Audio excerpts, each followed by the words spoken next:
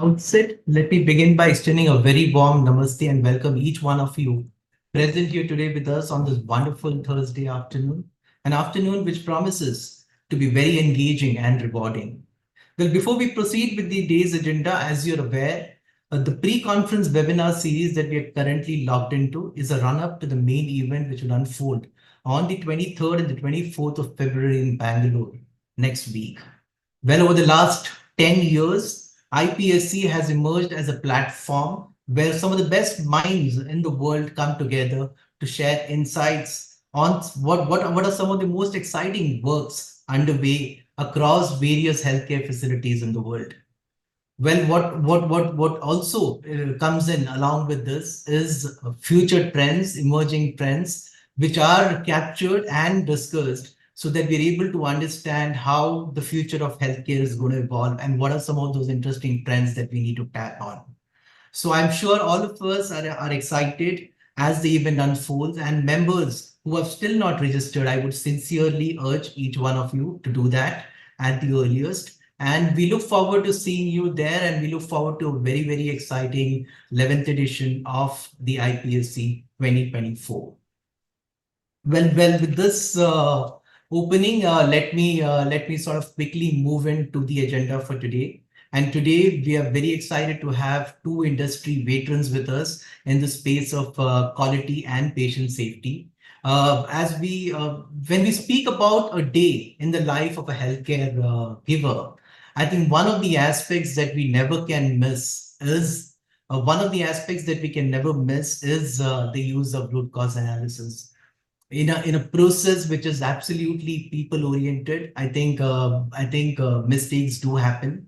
There are errors which happen, and there is a staged way in which we sort of look at these errors and intervene, and RCA is the starting point. So our first speaker, and therefore the discussion today is very, very vital, and we look forward to very, very eagerly listening into two of our prominent speakers. Our first speaker for today is Ms. Kriti Indra Sachdev, who is the regional quality head at Apollo Hospitals Group. With over 2 decades at the Apollo Hospital, Ms. Preet has been pivotal in the evolution of quality, not just in the group, but also in the country. She has been amongst the selected few who has been part of the JCI journey right from the beginning, not just at the group but also in the country, because Apollo Indraprastha Apollo was the first unit in the country, or the first hospital in the country which got JCI. So Miss Preet is prominent. She's a mentor. She sort of dons multiple roles as a regional head. Sort of handholds multiple of the Apollo hospitals in our current role, and she's also available across many regional and national forums. So while the list can actually go on, in the interest of time, I welcome Ms. Preet to share her presentation. She's going to be talking on demystifying RCA, going beyond the formats. So Ms. Preet, the stage is all yours. Thank you, Abhilash. Thank you for your kind words. So I'll just take a minute to share my screen.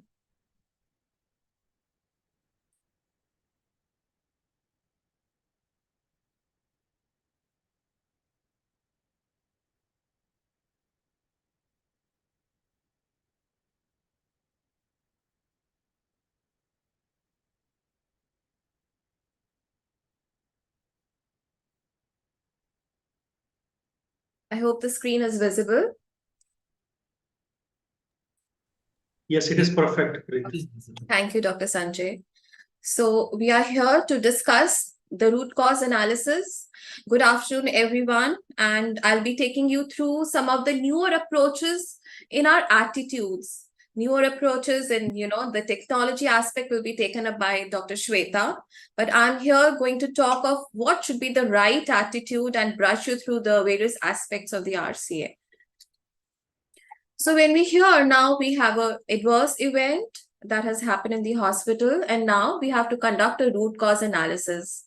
So this is the kind of, emoticon or emotion we have. But, now we have to do so much of documentation and so much of, extra work has to be done. But, this is absolutely not right for any quality professional or anyone of our teams who's participating. So this is right. We should be very happy that we're now going to do a root cause analysis, and you're a part of the esteemed team of the hospital, which will be conducting a thorough investigation of the incident. So brushing up, determining when an RCA is required. So we all know whenever there's a sentinel event or an adverse event, any event that can cause a serious impact to the patient or has caused already, we have a 8-pointer list that we have to consider for.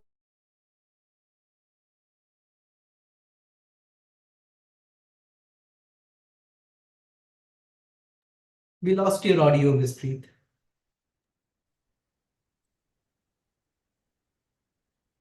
So whenever the safety assessment score is high, that is the time we have to undertake an RCA, or an RC can be undertaken for an incident which is required by our unit leadership. And the leadership wants that we have to do a root cause analysis for an incident or event, then also we will take it up. So the prerequisites, we have to be very particular about the timings when we finish our work. So within 45 days, ideally, it has to be completed and submitted, has to be signed by the unit leadership. And we have to keep the documentations in our quality records of further implementation and action taken.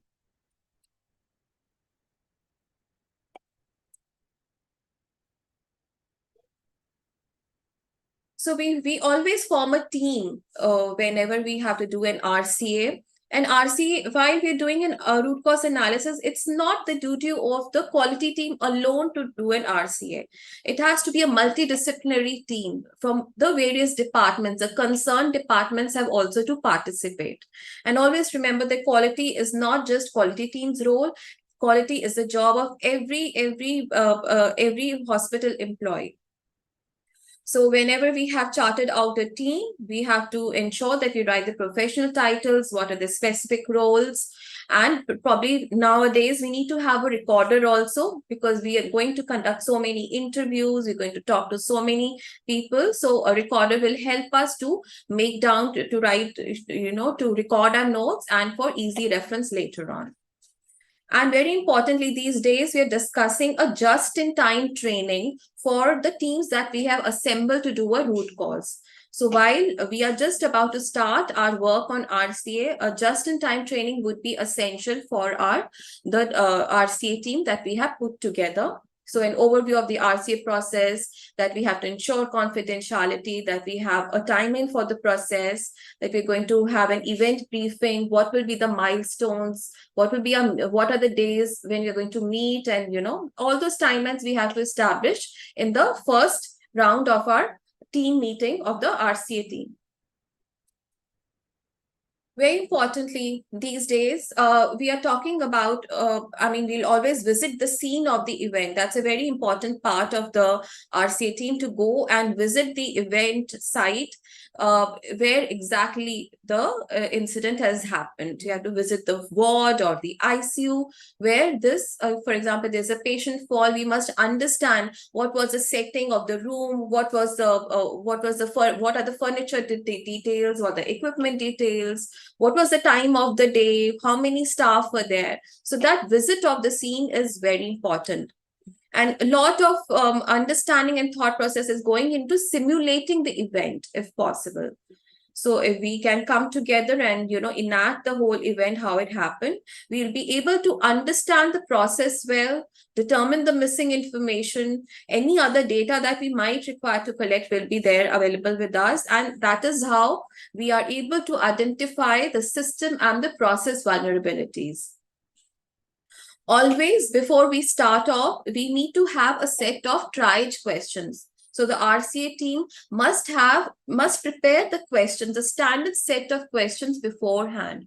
This will help the team to consider areas of inquiry and reveal the vulnerabilities in the system and the work process. So of course, we'll go on adding the questions, whatever comes to our mind, we will discuss, and we'll interview the staff on the floor. But before we actually move out, we must have a ready set of questions to ask. So once we have done our initial understanding, we must do the initial flow diagram as to how the incident or the event has happened, what was expected, and what were the deviations. So we need to add details, the staffing requirements, equipment detailings, environmental and other influencing factors. And we need to ask why. We have to discover the facts. So ask why for each item of the flow diagram, identify the missing pieces, and very importantly, go through all the policies, SOPs of that particular area for that particular process, go through the patient medical records, go through the governance committee meetings, what was recommended. And so then we can understand what are the deviations.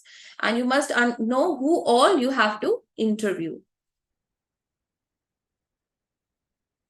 So cause and effect diagrams, once we've done this initial study, then we have to formulate the cause and effect diagrams. Dr. Shweta will take us through this in detail, but let me tell you, these diagrams are not straightforward. They're very difficult and very entangled, but that is the way we go and do a root cause analysis, and never be deterred when you look at the volume of work and the volume of kind of relationships between each and every item and each and every condition.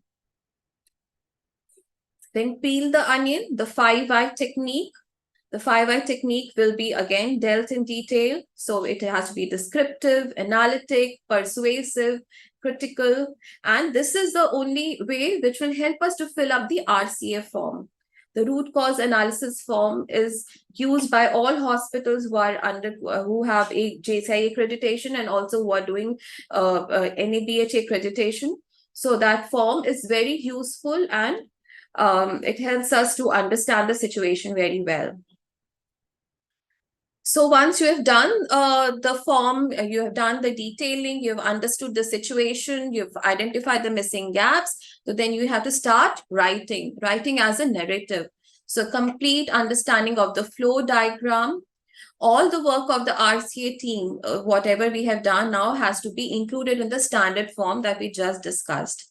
So begin with the first known relevant fact and end with the last known relevant fact. Address all missing information and gaps as you understand. And this will help us to understand the event, its root causes, and what are the contributing factors. So this is a snapshot of the form that I was just mentioning. This form is given by Joint Commission International, and a lot of hospitals across the world are using this form. And this is the best practice. So very simple. And, you know, it has questions for each and every section. It will give us the prompts also. And we have to enlist our findings. So it leads question. It is very helpful. We write down our root causes and we'll go on asking why. We apply the 5-eye technique and we are able to complete this form. And very interestingly, it will help us to understand the missing information and where were the deviations occurring. So that is the beauty of this form. Now coming to the action plan. Once we have identified our root causes, we have identified the conditions which led to that particular incident, we now have to formulate the action plan. So action plan is a very important aspect of a root cause analysis, and actually it is the purpose, you know, why we are doing an RCA. So while we are writing an action plan to mitigate the event that it does not occur again, please do your research, work thoroughly. Cite any books and articles that might be, you know, relevant to that particular process. You have to go through literature, guidelines, and evidence-based practices, and then create a high-level work plan with target dates, responsibilities, and measurement strategies. So your action plan, whatever you suggest, whatever corrective actions you suggest, whatever preventive action you suggest, must be based on thorough research work or evidence-based practices. It has to be written in a way that it has to address each and every cause.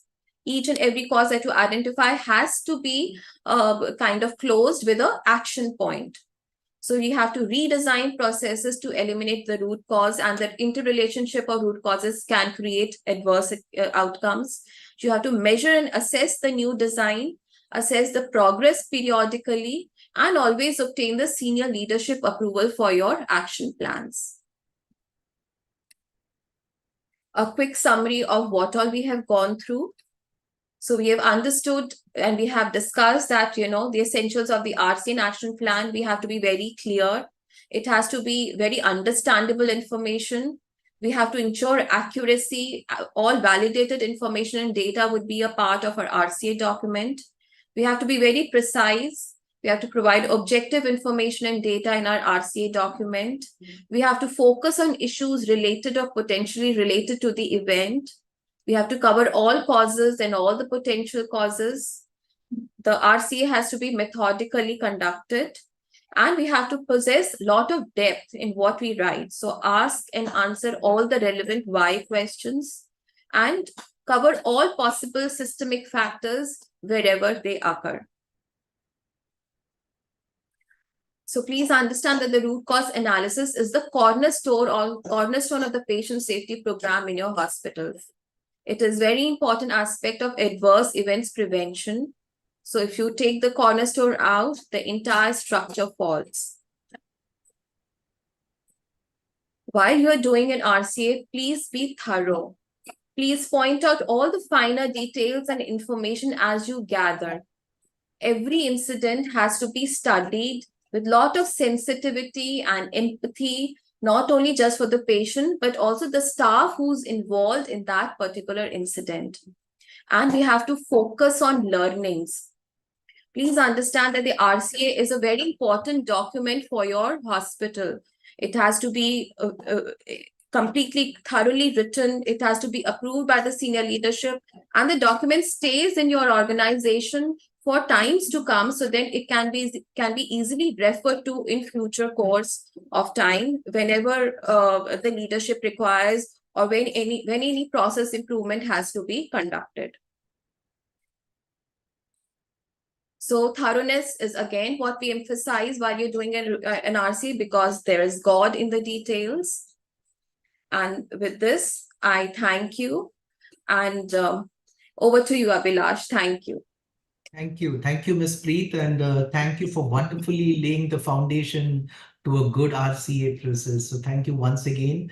I'm sure we will all have some questions, and I would request all the participants to actually make note of your questions. Please have them dropped into the chat box. We will be taking it up towards the last part of this session. So once again, thank you, Ms. Preet. It's now my privilege and honor to welcome our second speaker for the day, Dr. Shweta Prabhakar. Dr. Shweta is the Head of Quality and Patient Safety at Fortis Hospitals, Mohali. Dr. Shweta is a proud recipient of the ACHS International 2023 Award in Quality and Safety, an expert in lean and risk management. Patient safety NABH assessor Dr. Shweta plays mentorship roles in multiple national and regional forums, and has numerous publications, both international and national, to her credit. While the list can go on, in the interest of time, I would sort of try to keep this short. Dr. Shweta's presentation title is From Error to Excellence: Newer Trends in Root Cause Analysis. So Dr. Shweta, welcome, and the stage is all yours. Thank you, Abhilash, and thank you, Team Apollo, and thank you, Dr. Sanjay. And Preet, it was a wonderful start and, a kickstart at the root cause analysis lookout. And that's very important, that the attitude and the approach should be right. So thank you for giving me the opportunity to let me just share my screen, and I would like to cover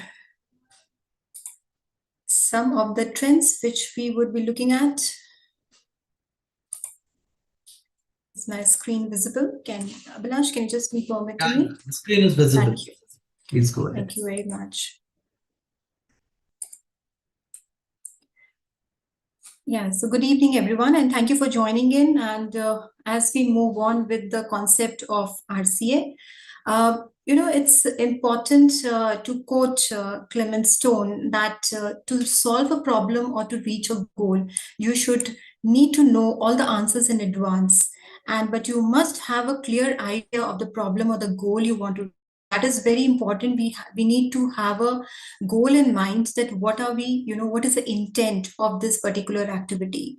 So with this thought, when we talk about any incident, we talk about, the next step is we need to do a root cause analysis. And then, suddenly all these questions pop up that what, where, when, why, who, and how we're going to be doing it. So it's important that we need to understand the why behind the what is the key for unlocking the lasting solutions. So because what we are not looking at a quick fixes, we are looking at something which is sustainable, solutions which will prevent the further recurrence of the for that incident. So it's important that approach has to be adopted. Don't look at the quick fixes and easy plugins when you are doing a root cause analysis. So what we see is the symptoms of the incident has happened, and there is a lot of problems with the symptoms, but there is a root cause. So it's a systemic problems, and we need to identify what is underlying beneath, and actually that's the root cause which is actually causing that problem. Now if we don't dig deep and we just just do a superficial drive or superficial cleaning, so we would just be eliminating few of these causes which are potentials or which are just seen, but there would be some hidden deep inside. So we need to, if we need to prevent a recurrence, we need to go deep down, right? And for that there are various tools available. Many of you would be knowing and would be working in the quality department, irrespective of not working in quality, but in healthcare we more or less we use most of these tools, right? So right from a fishbone diagram to a Pareto chart to viva analysis and so on and so forth. So there is lot many tools, but what is new or what is something which I would take away from this particular session is what I'm going to talk about, is that over these recent years there are several trends which has emerged in the field of root cause analysis, and this has incorporated advancements in technology, your methodologies of doing it, and a greater focus on the proactive risk management. It is not, if there is an incident, we just react. So root cause is basically, or an RC is typically, considered as a reactive tool, but it has the potential to be proactive. So what we need to go back is that we need to move from the reactive model to a proactive model of conducting a root cause analysis. That would bring us the sustainability, and reacting to a problem after it has occurred is like it's now gone beyond, and we need to move forward and prevent the problems of occurring it before they arise. So if you see a symptom or an effect of or maybe an incident or a problem, we need to look in that aspect. You start looking at in the healthcare system, the processes. You look at what could be the failure modes of this particular process. What could fail? What could be the effect of this mode? And what are the possible potential causes of this particular potential failures or the effects? So, for example, if a patient is being taken up in the MRI, right? So if you are setting up a new MRI unit, what you need to do a proactive risk analysis, that what are the different zones if I need to create to ensure the patient is safe, right? So what could go wrong if this particular step is not followed? And what it's important that we go by the design. So these tools are known as FMEA, that is a failure mode effect analysis. You can go by a process FMEA or a design FMEA or combine both. And the other aspect is that now we are moving towards combination of tools together. It's just not merely one tool which we are using. It is using 2 or 3 tools gives us a better picture, and they interact well. You have a better involvement of the teams, and you can suggest good solutions to it. So let us understand the 5 whys, like as Preet also mentioned about the why analysis, and it's very easily said that you have those 5 whys. So you step into first why, second why, third why, and what does it ask? Why did that problem occur? Why did that problem occur? So you keep on asking, and it says that at the fifth why you eventually reach the root cause, problem of the root cause. And there sometimes you might have to add 2 or 3 root causes. But what happens is that this methodology is closely related to the cause and effect diagram. So if you merge both of them, you would have a complete cause and effect diagram there. So it's important that we if we have to ask the right question, because if you don't ask the right question, you don't get the right answer. And a question which is asked in a right way, it is also important that your Hauser approach is. If you ask the right way, we often it points out to the right answer, so you get the answers when you ask. So it was actually proposed, said by Demings that that's the way how to conduct a 5 by. It is how, and that's the key to conducting a 5 by. It's also for this 5 by also follows the systematic methods, and there are 2 methods, proactive and a reactive. And as we saw, that reactive method would be, there is a problem, you contain it, and you have a system approach to it. So why did the problem occur? Why did you did not catch before there was a delivery of the process, and why did your system did not predict or catch this? So basically a preventive aspect. What are the preventive aspects in place? The other method is a proactive method, where you prevent, predict, and protect. So you need to check on your process. When you're doing a vibe analysis, you need to check on whether your processes are preventing that failure to occur, whether your processes are predicting that failure mode, whether your processes have various control mechanism to protect that particular incident or the patients from those incidents. So these are important aspects to look into when we are conducting a 5 by. And moving on, some of the trends, what we need to understand is this about the human factor. And Preet did mention a little bit about human interference, and how you need to modulate your human resource and the teams who are participating it. So it's important that we integrate the principles of human factor engineering and the system thinking. So we need to go into a system thinking model, and it's a very beautiful model which was proposed by Goodman, and it's a kind of an iceberg model only. The submerged iceberg is there, so at the tip you see what has happened. So what is a problem which you see and you react. So that's a system response which you do it. So you react to a problem, but there are underneath, if you go deep dive under the layers, the different layers, you would see that you can find trends. With that you can anticipate a problem, you can find underlying structures, or so you can propose a design change, or you can reform the process. And also further deep you will go, there are mental models, because basically there are certain beliefs, there are certain way of doing the work, the humans competencies.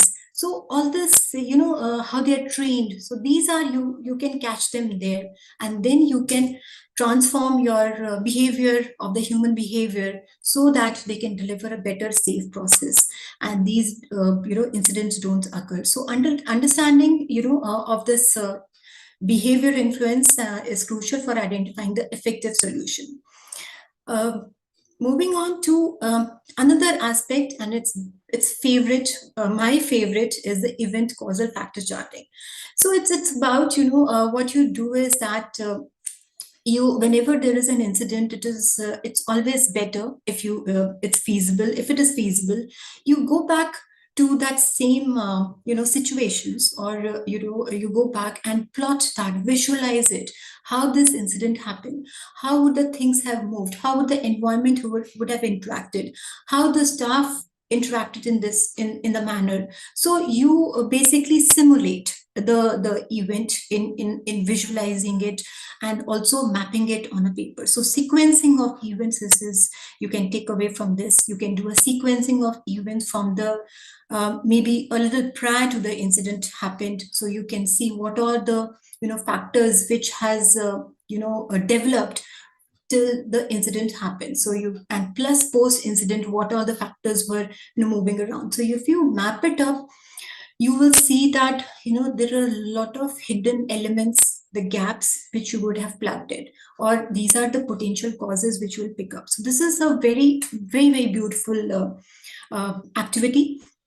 And this method helps in organizing the information and understanding the sequence of events that contribute to an issue. The other very interesting is the bow tie analysis, and it's basically it's a risk assessment. It's a visual risk assessment. What you do is that if you all can relate to a bow tie diagram, so it has now gained popularity in the healthcare because it's simple and it involves creating a diagram resembling a bow tie, which I'll just show you in the next slide. So this is a bow tie. So we have on the left hand side these are potential causes. And on the right hand side, you have the potential consequence or the outcome. And what happens is that since it's a visual risk assessment method, it provides you a structured way to assess and communicate the relationship between the potential hazards and the causes. So in the center, you have an hazard event. That's a potential, what you're expecting that this can happen. And this analysis would represent in a diagram that resembles a bow tie with the event and a hazard at the center. Now, this also represents, the controls and the barriers which you can, help in balancing the causes and the outcomes. So something interesting to take away. The other aspect you must look into and that would support your analysis is the data. So data analytics is now again catching up, and one should have develop a proficiency in data analytics and how you would drive your analysis through data, studying the data. And now the organizations are moving towards developing dashboards and which are analytically designed so that it is in the ease, it's feasible, and it easy to see it on one page. You would see that all the possible causes are listed and you can see the trends, what is there. So we at Fortis we've designed and they're really very helpful, although they are very complex. It looks complex, but yeah, when you start using it, it becomes very enjoyable. So integrating data analytics and data-driven approaches into root cause is again coming up in a bigger way, analyzing large data sets and covering patterns, trends, and correlations that may not immediately apparent, but through the traditional RCA, what we do. But what it goes is it gives you the in-depth analysis and the trends over a period. So what you can do is that you can do a quarter analysis or a half-yearly analysis, and then you can see that what all can be improved and what is going in a different direction, which is not as per is a process deviation, or maybe some policy change you would like to go for it, and that can be studied in the next year. At the end of the year, you can see that what change has happened. So but a word of caution that data, sometimes we collect too much of a data, and we don't want to move into a direction of a drip organization, data rich and information poor. We need to get the information out of the data what we collect. So be very, very mindful about what data is to be collected and analyzed, and it should have a value add to the teams. So for when you're doing an analysis, so RCA, so you can always go back. Were there any? So if you're actually doing a trend analysis of patient falls, so you can go back and see like, okay, what was my yearly fall rates and how did it happen? Did we did we go back in the year last to last year? Did we have any kind of a spikes or too many falls? What did we did there that time, and what interventions were done? Was there any learnings which we can incorporate now? So all these things really help you. and learning from success. So it's important that not every time, doing an RC, you have to point out a mistake. So it's the culture has to change. We should also look at the positive side. We should also appreciate what was done right when you're conducting an RCA. It should just not reflect that what was not done, it is reflected. You should also always in your RCA report, you should also always reflect upon that these were the certain things or the certain steps or certain processes were being adhered. But there were certain areas of improvement. And sometimes, I've seen it in my experience also. I'll give you an example, like, when we are, many of you would, correlate with this particular problem is that the patient falls. Sometimes, you give education to the patient, you take all necessary measures, and sometimes patient don't adhere to those particular, education, and because of the patient factor, there is a fall. So what is a learning from this particular, or the positive side is that from our side, or from the hospital, aspects, or from the healthcare perspective, our, part was complete. So it was a patient factor what we need to look into. So there was a, at least we are satisfied that there is at some particular end we are able to, implement things in a right way. And moving from, this aspect to a just culture approach is again one of the approach which emphasizes a fair and a supportive organization culture. Concept of open reporting, self-reporting, and without any fear, there should be no punitive action. Over these period, we've been seeing people talk about organization, talk about just culture, but what is required is that we need to reflect it, and you should empower our staff so that they can do a self-reporting and without any fear, because they should find that if I'll report an error which is potential, or any error, even if it is an actual error, it should be there will be some learning to it, and I will not be punished, and it will be only taken up in a positive manner where we can improve. So there would be accepting your mistake would be, it should be done, and an approach towards supporting, coaching, and at the end, at the last, when it's obviously it's a gone case, and there's it's being done purposefully, then you move towards the punish culture. But supportive and the coaching model should be applied in this just culture model. And if I don't talk about technology, then it would be not fair.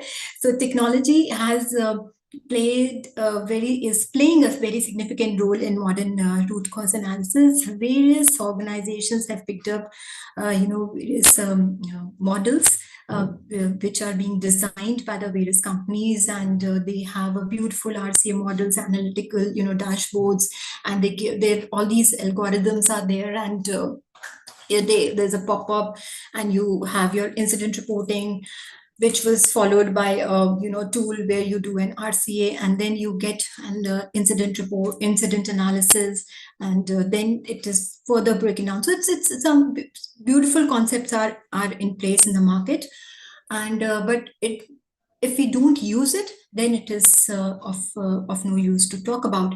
But it's important that we integrate. We need to move along with the technology and adopt the technology.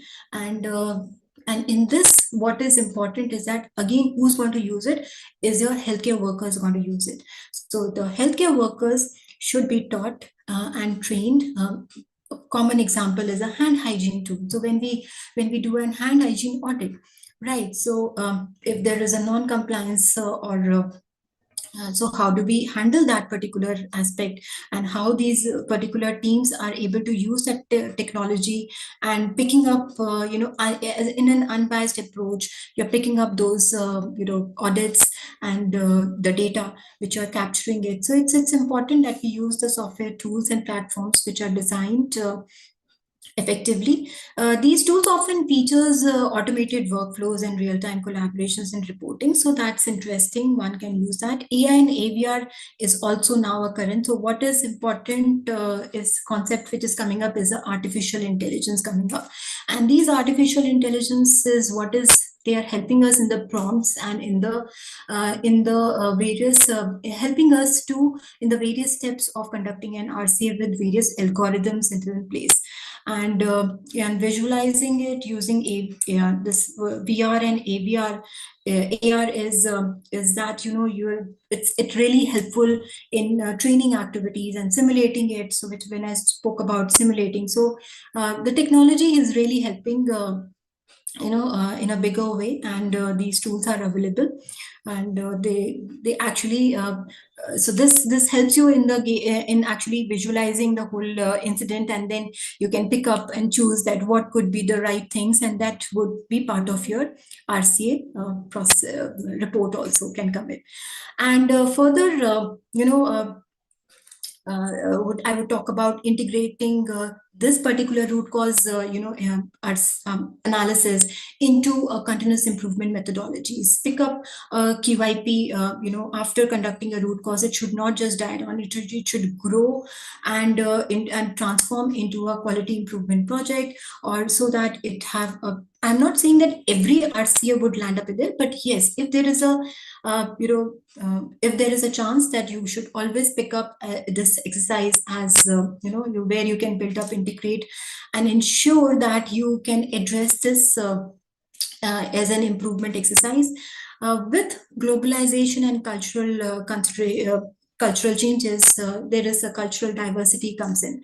Now, when you have international patients, when you have cross-border patients coming in, what is important is that you need to understand how cultural differences may contribute to the incident analysis, and it would help the organization to have a more effective solution. So you must consider this particular aspect, and this is also a factor to be considered. Earlier, the patients were not moving from one region to another region, but now there is a medical tourism. There are patients moving from, they can, for the treatment, they can move to any goddamn place, which is good. So for that, you also need to consider all those barriers and cultural differences. That's very, very important point to look into. And the lastly is the team-based approach, a collaborative way, moving away from a singular investigator-led approach. There you have to move towards involving the teams, the experts, and their perceptions that can lead to more comprehensive analysis. So that is what we've been following up and been, over these periods. It's a team approach which we always follow, and many organizations follow, but that's that should be completely adhered to, right? So with this, I would like to end this session, and over to you, Abhilash. Yeah, thank you very much, Dr. Shweta. I think you've wonderfully built upon the foundation which Ms. Preet laid. And you've touched upon some of the very, very important tools and approaches, which is helpful as the organization matures and where excellence is sought. So I think it has been so far so good. With I also want to thank both the speakers for ensuring that we're able to. We've been on time till now, and we're left with about 15 more minutes, which is where we would sort of encourage questions from the participants, and we would take them as and how they sort of come in. So when I look up the questions, I'm able to see questions, and I'm able to see that we can actually divide the questions into two parts. Some of it can be foundational, the others could be deep towards as we mature. So the foundational questions, I would request Ms. Preet for her inputs. There is a question which says how much time in RCA should be completed. RCA should be done by the department HOD or quality, environmental factors and its effects on RCA analysis. I think all the three questions probably can be clubbed and answered. I'm sure you've touched upon it, but still, if you could help reinforce it, would be nice. So, thank you, Abhilash. To answer the first question, yes, the time to complete an RCA is ideally 45 days. So within the 45 days, we have to complete the documentation or action plan, and recommendations have to be approved by the senior management. So then we can move on with the implementation and the preventive and corrective actions. And yes, quality team is a part of it, but it is not always the quality team's job to do an RCA. As we've already discussed, quality is everyone's job. So all the teams who are involved in that particular incident have to participate. So all departments have to participate in that. And yes, quality team's role becomes little more important because we are the ones who bind across all the departments of the hospital. So then we become the fulcrum, the quality team becomes the fulcrum, but yes, it is everyone's job to participate. And we're looking at the various environmental factors. So environmental factors would mean how the situation is, how the environment has contributed. So we would have had the furniture issues, or we would have equipment issues. Were there any obstacles? Was the lighting not sufficient? Was it slippery on the floor? So these are the various conditions of which contribute to the environment. What was the kind of temperature? Like if there's a spoilage, was the temperature not adequate? Or there's a problem in the humidity, pressure controls. So it depends on the incident and what all the closed environment would contribute to it. Thank you. Thank you, Ms. Preet. I think that was very apt.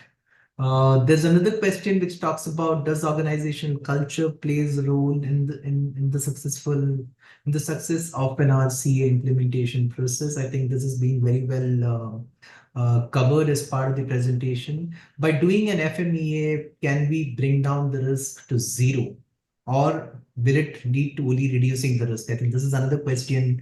I would request Dr. Shweta to throw some light on this.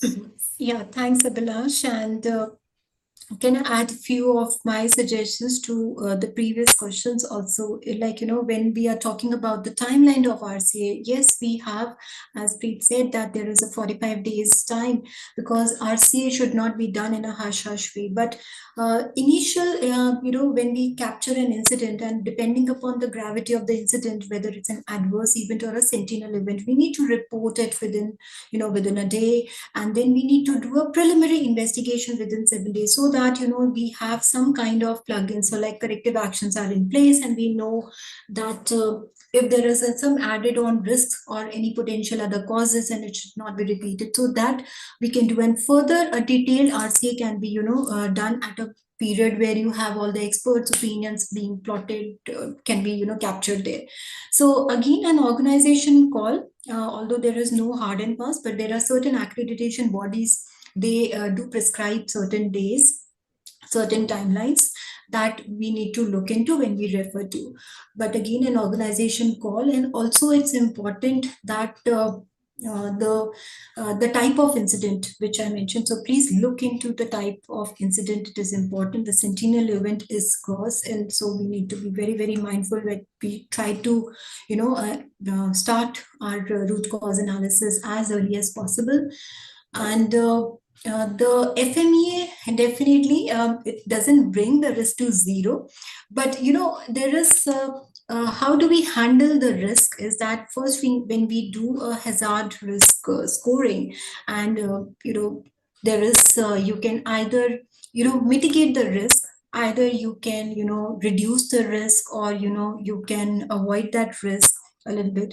You can so the effective way of handling that risk is that when you have identified the risk, you need to reduce it in such a way that it does not harm, it does not lead to a harm. So certain times you have to, certain organization, they do accept that there is a risk, a permissible risk which is there, but it would not result on any harm. So that's important, that should be done. And it is a very, very structured tool which we use. It's a 10-step tool. There are a lot of templates available, and some of them, many of I think so one question was on the template, where it is a template is available. So there is a template available for FME also. It's a 10-step FME, how you do a risk scoring, and then you do a controls, and then you have your interventions, and then you post this intervention, you do a post hazard risk scoring or post FME scoring also. So that is that's there. And then what else is there? How an AI can help to conduct an RCA. Again, AI, as I mentioned to you, that how is AI helping us is that building up those algorithms and those prompts which will help us in conducting a RCA and generating those questions which are when I said that it is important to ask the right question, or so that we approach towards the right answer. So that AI can help us in handling that, and that's it's one of the experts. You can add the AI expert in your RCA team. Wonderful. I think all of us should aim for that one day. And I think the way the world is going, we're getting there very, very quickly. I don't think we're very far from that. Thank you, Dr. Shweta. And I think there's another question which is again very interesting. 3 top RCAs that you frequently witnessed amongst hospitals. Ms. Preet, if you would wish to. Yes, so patient falls is the topmost. Then we have so many of medication errors and near miss events also. Now, a lot of hospitals have started doing near miss RCS for near miss errors also. And yes, the third one in my list would be the equipment failures, sometimes. So these is as per my list. Maybe Dr. Shweta would like to add her list. HAs would be one of them. So there would be the hospital-acquired infections. So CLABSI, COTI, these are one of the areas of concerns with many of the hospitals where they do an RCS. And patient falls, definitely, that I agree. Patient falls in medication errors. Medication errors is one thing which you can't stop doing it. NSIs, you can pick up NSIs. So anything, so nursing, you pick up nursing care indicators, and these are some of the indicators which are very important because they have a direct relation with the patient safety. So important is that we need to look into, and you can conduct your FMEAs here in these areas. They are going to really be beneficial. One more question which talks about how do you prevent biases from influencing your approach? Prevention of biases from influencing your approach. You can continue. You can. So biases. So how do we influence? So where did it go? How do we prevent biases from influencing the RCA while we actually do an RCA? How do we prevent biases? Okay. So definitely, what happens is that when we form a team, RCA team, it's important that there would be a team involved where, suppose if I give an example of a wrong medication being administered. So there is and it is done is happened in one of the ICUs, suppose a medical ICU. So it would be ideal that we expect that there would be some bias in the medical ICU team. So we try not to take, RCA team experts from that team. We pick up from another ICU of a similar setting. If you have a medical ICU or a general ICU, you pick up a clinician and you pick up a nursing, person from there, a pharmacist, clinical pharmacist, so that we eliminate that bias. And even if there is a clinician involved, or if the specialty clinician is involved, so we try to take a clinician from the same specialty or another different clinician who would have a view, but masking all those names and all, because then they should be. It's important that we mask this information and just focus on the why it has happened, because it's important that we should not name any person when we are doing an RCA, root cause analysis, because eventually the approach is not blame-free culture and not to pinpoint anyone, but it is the why, the intent, going to the process, mapping up the process and why it has happened. So that's what we do it, and that's in process. Preet can add if Yeah, so thank you, Dr. Shweta. Definitely would like to add. A lot depends on the leadership and the culture of the organization. While we're doing an RCA, it happens. Departments do not want to take the blame. That this error has happened from our side. So yes, while that is the reason why quality team is always present, and we try to pacify everyone. And we try to put them all together, that we're not putting the blame on the person. It's the systemic error that we're trying to identify. And very important is the role of the leadership here, that blame free culture what Dr. Shweta has just mentioned is because of the leadership. We never try to hide, but we are always coming on the front. There's supervisory support, and we always take care of the employees who are involved in the incidents. So everything is held together by the leadership and by the culture they have built for the organization. So that is how we are supposed to, bring out and do away with all the biases. And we are just trying to ensure that a system becomes so robust that we are not, allowing any error to happen, to occur or enter into our system. Lovely. I'm so happy that both of you were able to throw light on this question, because this is so very important. And if this is not addressed right in the beginning, then very high chances that we would not get the desired outcome. So I think for all organizations, for all leaderships, members who are participating here, I think these are some of the basic info that you need to keep handy before you approach, before one approaches putting together an RCA system which is proven and for a long time to come. One last question which I had.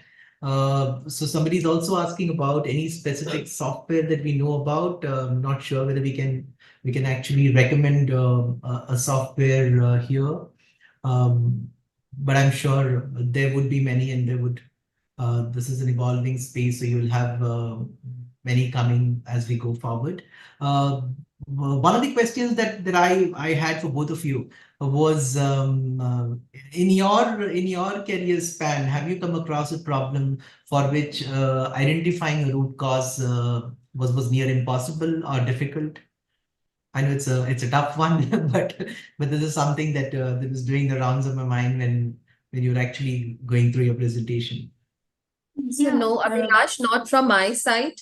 Never. Yes. So far, there has never been a problem or never been an incident without a cause. So always an RCA exercise has always been a successful and very enjoyable and a huge learning experience for me. So over to Dr. Shweta. Yeah, thanks, Preet. So, Abhilash, I have, I would just like to answer in 2-3 aspects, right? One is when you say that it is any problem, right? So challenges do occur, right? When you are conducting an RC, it's not every time it's like, kind of a smooth journey. It's a challenging.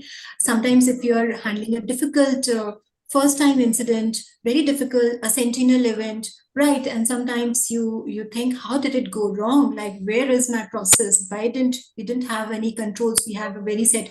So there is always a learning which has come up with every RCA. There is a learning, and it is only possible if you have the right set of people involved in the team. So if you have a good team and they give you right inputs, and you have to have patience. This is a one key thing which I would like to give to the participants, is that patience is very important.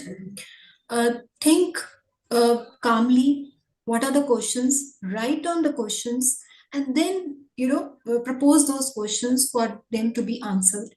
Because if we do RCA in a haste, in a hurry, right, so we tend to miss out minutest of the details. If we don't do it, if we don't capture that, we might not able to reach to the exact cause of that. So we would be only covering the potential causes. We would not go into the depth of it, and actual cause would not be highlighted. And again, I would voice what we had discussed, is that the leadership should also support the RCA outcome. Because at times, if you have conducted this exercise, taken so much of time and expertise from everyone, if the outcome is not supported, the recommendations of the RCA is not supported, then it is of a wasteful exercise. So it's a leadership has to be, committing to this journey of improving culture, or just the culture, the organization culture of, blame-free culture and error-free culture. So that's where we can move from error to excellence. Thank you, and I think you've wonderfully summarized it. So the crux of the matter is that when you have a problem, there has to be a reason for the problem. And the moment you start approaching in a stepped manner, in a staged manner, go deep inside, 100% of the times, the solution to the problem is embedded in the problem itself. And I think that's where RCA as a process stands up.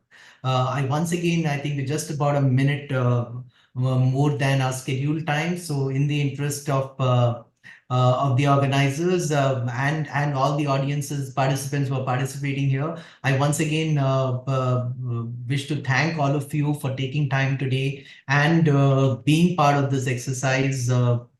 Members who have still not registered for the 11th IPSC conference, which is going to go live, unfold in over 8 days from here in Bangalore on the 23rd, 24th. Request you to register. Look forward to seeing you all there. And once again, thank you for being a great audience. Thank you once again. Thank you, Abhilash. Thank you so much for putting us all together. And many thanks to Dr. Shweta for sharing her insight. And last of all, but not the least, many thanks to Dr. Sanjay for being there for us always. Thank you. Thank you so much, Dr. Shweta, Preet, and Abhilash. Thank you so much. Thank you. Thanks a lot. I echo Preet's, thanks and gratitude to all of you. Thank you, Abhilash. Thank you, Preet, and thank you, Sanjay. Thank you very much. Thank you. Thank you. See you in the conference. Yes. Look forward. Sure. Looking forward.